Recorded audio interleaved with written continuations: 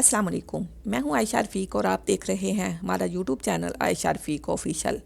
नाज़रीन, मिस्र के सिनेमाओं के सुनहरी दौर में एक ऐसी आवाज़ गूंजी जिसने लाखों दिलों को अपना दीवाना बना लिया। एक ऐसी शख्सियत जिसकी ज़िंदगी का सफ़र सिर्फ फ़न का सफ़र नहीं बल्कि रूहानी तब्दीली का एक अजीम सफ़र भी था। ये कहानी है लैला मुराद की, जो एक यहूदी ख़ानदान में पैदा हुई और बाद में इस्लाम को अपनाया। इनका ये रूहानी सफ़र इनकी अपनी मर्ज़ी और दिल की आवाज़ थी, जो आज भी लाखों लोगों के लिए अल्हाम का बायस है। वीडियो को आखिर तक ज़रूर देखें। अगर वीडियो अच्छी लगे तो वीडियो को लाइक करें, शेयर करें, हमारे चैनल को सब्सक्राइब करें, बेल आइकन प्रेस करें और कमेंट्स के ज़रिए अपनी कीमती राय का इजहार ज़रूर करें। 17 फरवरी 1918 की सुबह काहिरा के अलहेर इलाके में एक मौसीकी ख़ानदान में एक बच्ची की पैदाइश हुई। इसका नाम रखा गया लैलियन जाकी इब्राहिम मुराद। उसके वालिद जाकी मुराद एक मशहूर गुलकार, मौसीकार और यहूदी मजहबी गुलकार थे। उनकी वालिदा गमीला इब्राहिम रोशोपोलिश यहूदी ख़ानदान से ताल्लुक़ रखती थीं। ये ख़ानदान मौसीकी और फ़न से गहरी मोहब्बत रखता था। घर में मौसीकी की महफ़िलें सजती थीं और छोटी लैलियन अपने वालिद की मधुर आवाज़ सुनते हुए बड़ी हो रही थी। इस छोटी सी बच्ची के बारे में किसी ने नहीं सोचा था कि एक दिन वो पूरी अरब दुनिया के सबसे बड़े सितारों में से एक बनेगी। 9 साल की उम्र में लैलियन ने पहली बार स्टेज पर कदम रखा। ये जगह थी साला बदिया, काहिरा का एक मशहूर म्यूज़िक हॉल, जिसे मशहूर डांसर और अदाकारा बदिया मुसाबनी ने कायम किया था। बदिया मुसाबनी ने इस छोटी सी बच्ची की काबिलियत पहचानी और उसे अपनी सरपरस्ती में ले लिया। यहीं से इस सफ़र का आगाज़ हुआ जिसने लैलियन को लैला मुराद बना दिया। 15 साल की उम्र में 1932 में इनकी पहली फ़िल्म आई अल दहाया यानी मज़लूम लोग। ये फ़िल्म पहले खामोश फ़िल्म थी, लेकिन बाद में इसमें आवाज़ शामिल की गई और लैला का गाना भी शामिल किया गया। इनकी आवाज़ में एक अजीब सा जादू था जो सुनने वालों को मशहूर कर देता था। लैला को तालीम उनके वालिद और दाऊद हुसनी ने दी, जो खुद भी एक मशहूर यहूदी मौसीकार थे। दाऊद हुसनी ने अरबी ज़ुबान में पहला ऑपरेटा लिखा था और उन्होंने लैला के लिए 2 खूबसूरत गाने बनाए। फिर 1938 में एक बड़ी तब्दीली आई जब मशहूर मिस्री मौसीकार मोहम्मद अब्दुल वहाब ने लैला की आवाज़ सुनी। उन्होंने फ़ौरन उन्हें अपनी फ़िल्म या उल हुब यानी मोहब्बत जिंदाबाद में मौका दिया। ये फ़िल्म एक बड़ी कामयाबी साबित हुई और लैला मुराद रातों रात मिस्र की सबसे बड़ी स्टार बन गई। अगले 6 सालों में लैला ने हदायतकार तोगो मिज़राही के साथ 5 सुपरहिट फिल्में की। मिज़राही ने लैला की शर्मीली फितरत को दूर किया और उन्हें एक मुकम्मल अदाकारा बनाया। उन्होंने लैला को सिखाया कि कैमरे के सामने बेखौफ होकर अपने जज्बात का इजहार कैसे करना है।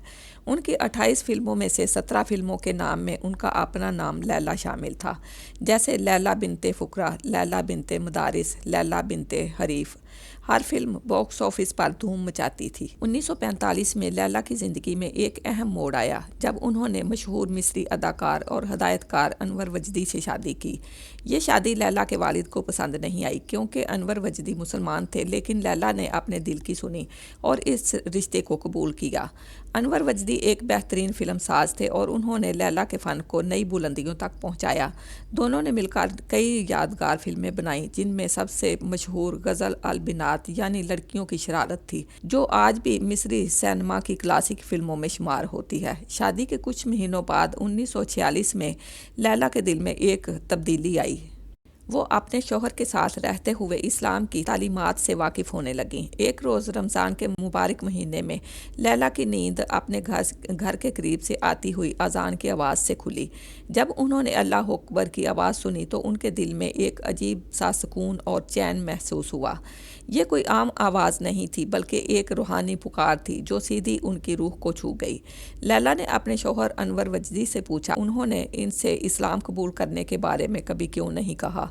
उसी दिन लैला ने अपने शौहर से कहा कि वो फ़ौरन इस्लाम कबूल करना चाहती हैं। लैला का ये फ़ैसला उनका अपना ज़ाती फ़ैसला था। उनके बेटे रुकीफ़ुद्दीन अब्दुल वहाब ने बाद में एक टीवी इंटरव्यू में बताया कि उनकी वालिदा पर किसी ने कोई दबाव नहीं डाला था, ये उनके अपने दिल का फ़ैसला था। लैला ने 1946 में खामोशी से इस्लाम कबूल कर लिया और 1947 में उन्होंने सरकारी कागजात में अपने मज़हब की तब्दीली दर्ज करवाई। انہوں نے یہ بات اپنے والد کے جذبات کا خیال رکھتے ہوئے کچھ وقت کے لیے چھپائے رکھی، لیکن 1948 میں جب پہلی اسرائیل جنگ شروع ہوئی تو انہوں نے اپنے اسلام قبول کرنے کا اعلان کر دیا۔ اسلام قبول کرنے کے بعد لیلا کی زندگی میں ایک نیا رنگ آ گیا۔ انہوں نے اسلامی تعلیمات کو اپنی زندگی کا حصہ بنانا شروع کر دیا۔ وہ 5 وقت کی نماز پڑھنے لگیں، رمضان کے مبارک مہینے میں روزے رکھنے لگیں، قرآن شریف کی تلاوت ان کی روزمرہ زندگی کا حصہ بن گئی۔ انہوں نے اللہ تعالیٰ کے حکم اور حضرت محمد صلی اللہ علیہ وآلہ وسلم کی تعلیمات کو دل سے قبول کیا۔ ان کے لیے اسلام صرف ایک مذہب نہیں بلکہ زندگی گزارنے کا طریقہ بن گیا۔ لیلا کا اسلام قبول کرنا صرف ان کا ذاتی فیصلہ نہیں تھا بلکہ اس کا اثر ان کے پورے خاندان پر پڑا۔ ان کی بہن سمیحہ نے بھی بعد میں ایک مسلمان تاجر سے شادی کی اور اسلام قبول کر دیا۔ ان کے بھائی منیر مراد جو خود بھی ایک مشہور موسیقار تھے، انہوں نے بھی بعد میں اسلام قبول کر لیا۔ یہ بات ثابت کرتی ہے کہ لیلا کا فیصلہ محض شادی کی خاطر نہیں تھا بلکہ ایک سچی روحانی تبدیلی تھی۔ اس وقت مصر اور پوری عرب دنیا میں یہودیوں کے خلاف نفرت بڑھ رہی تھی اور فلسطین کے مسئلے پر کشیدگی عروج پر تھی، لیکن تاریخ دانوں نے یہ بھی لکھا ہے کہ لیلا کا اسلام قبول کرنا صرف سیاسی حالات کی وجہ سے نہیں تھا۔ ان کے قریبی لوگوں نے ہمیشہ کہا کہ ان کی روحانی تلاش اور دل کی آواز ہی انہیں اسلام کی طرف لے کر آئی۔ جب انہوں نے اذان سنی، انہوں نے قرآن پاک کی آیات سنی، جب انہوں نے اسلامی تعلیمات کو سمجھا تو ان کا دل اس حقیقت کو پہچان گیا کہ یہی سچا راستہ ہے۔ مسلمان ہونے کے بعد بھی لیلا کا فنی سفر جاری رہا۔ 1953 میں انہیں مصری انقلاب کی سرکاری گلوکارہ منتخب کیا گیا، یہاں تک کہ کلثوم جیسی عظیم گلوکارہ کو بھی پیچھے چھوڑ دیا، لیکن جلد ہی انہیں بڑے الزامات کا سامنا کرنا پڑا۔ لبنانی اور شامی پریس میں افواہیں پھیل گئیں کہ لیلا نے اسرائیل کا دورہ کیا ہے اور وہاں کی فوج کو پیسے دیے ہیں۔ یہ الزامات جھوٹے تھے، لیکن ان کی وجہ سے کئی عرب ملکوں نے ان کی فلمیں اور گانے بند کر دیے۔ مصری حکومت نے تحقیقات کی اور لیلا کو بے گناہ قرار دیا۔ لیلا نے صاف الفاظ میں کہا کہ میں ایک مصری مسلمان ہوں۔ اس مشکل وقت میں لیلا نے اپنے ایمان سے طاقت حاصل کی، انہوں نے اللہ تعالیٰ پر بھروسہ رکھا اور صبر سے کام لیا۔ 1954 میں اپنے فنی کیریئر کی بلندی پر لیلا نے اچانک فلموں اور گانوں سے کنارہ کشی کا اعلان کر دیا۔ انہوں نے کبھی اس فیصلے کی واضح وجہ نہیں بتائی، لیکن بہت سے لوگوں کا ماننا ہے کہ سیاسی حالات، اپنے یہودی شناخت سے جڑی مشکلات اور اپنی روحانی زندگی پر زیادہ توجہ دینے کی خواہش نے انہیں یہ فیصلہ کرنے پر مجبور کیا۔ 38 سال کی عمر میں جب ان کا کیریئر عروج پر تھا تو انہوں نے اپنے فن کو الوداع کہہ دیا۔ لیلا نے اپنی باقی زندگی خاموشی اور عبادت میں گزاری۔ 1970 کی دہائی میں رمضان کے دوران وہ کچھ وقت کے لیے ریڈیو پر آئیں، جہاں انہوں نے فوازیر رمضان یعنی رمضان کی پہیلیاں پیش کیں۔ یہ ان کی اسلامی زندگی کا ایک خوبصورت اظہار تھا۔ 21 نومبر 1995 کو لیلا مراد نے قاہرہ کے ایک اسپتال میں اپنی آخری سانسیں لی۔ انہیں اسلامی طریقے سے دفن کیا گیا۔ مشہور مصری میگزین الکواکب نے ان کی وفات کی خبر دیتے ہوئے لکھا، وہ ایک مسلمان کی طرح جئیں اور ایک مسلمان کی طرح ہی فوت ہوئیں اور مسلمانوں کے قبرستان میں ہی دفن کی گئیں۔ یہ الفاظ ان کی روحانی تبدیلی کی سچائی کا ثبوت تھے۔ آج جب ہم لیلا مراد کی زندگی کو دیکھتے ہیں تو ہمیں ایک ایسی شخصیت نظر آتی ہے جس نے اپنے دل کی آواز سنی۔ انہوں نے شہرت اور دولت کے باوجود اپنی روح کی تلاش کو اہمیت دی۔ ان کا اسلام قبول کرنا کوئی سیاسی فیصلہ نہیں تھا بلکہ ایک سچا روحانی سفر تھا۔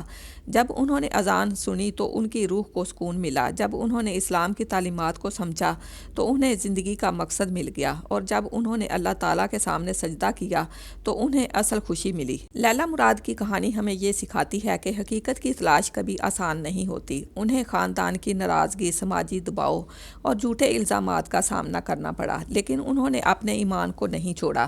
ان کی زندگی یہ بھی سکھاتی ہے کہ اسلام ایک رحمت اور محبت کا دین ہے جسے زبردستی نہیں بلکہ دل کی رضامندی سے قبول کیا جاتا ہے۔ قرآن شریف میں اللہ تعالیٰ فرماتے ہیں کہ دین میں کوئی زبردستی نہیں۔ لیلا نے اپنی مرضی سے اسلام قبول کیا اور یہی ان کے لیے سکون اور خوشی کا ذریعہ بنا۔ حضرت محمد صلی اللہ علیہ وآلہ وسلم کی تعلیمات نے لیلا کی زندگی بدل دی۔ آپ صلی اللہ علیہ وآلہ وسلم نے سکھایا کہ سچی خوشی اللہ کی عبادت اور اس کی رضامندی میں ہے، اور دنیا کی دولت، شہرت محض ایک امتحان ہے۔ لیلا مراد کی کہانی آج بھی لاکھوں لوگوں کے لیے ہدایت ہے۔ ان کا سفر ایک یہودی خاندان سے شروع ہوا، مصر کی سب سے بڑی ستارہ بننے تک پہنچا اور پھر ایک سچی مسلمان عورت بن کر اللہ کی عبادت میں ختم ہوا۔ اپنا بہت سا خیال رکھیں، دعاؤں میں ہمیں یاد رکھیں اور کمنٹس کے ذریعے اپنی رائے کا اظہار ضرور کیجیے گا۔ اس کے ساتھ ہی اپنی میزبان عائشہ رفیع کو اجازت دیجیے۔ اللہ حافظ۔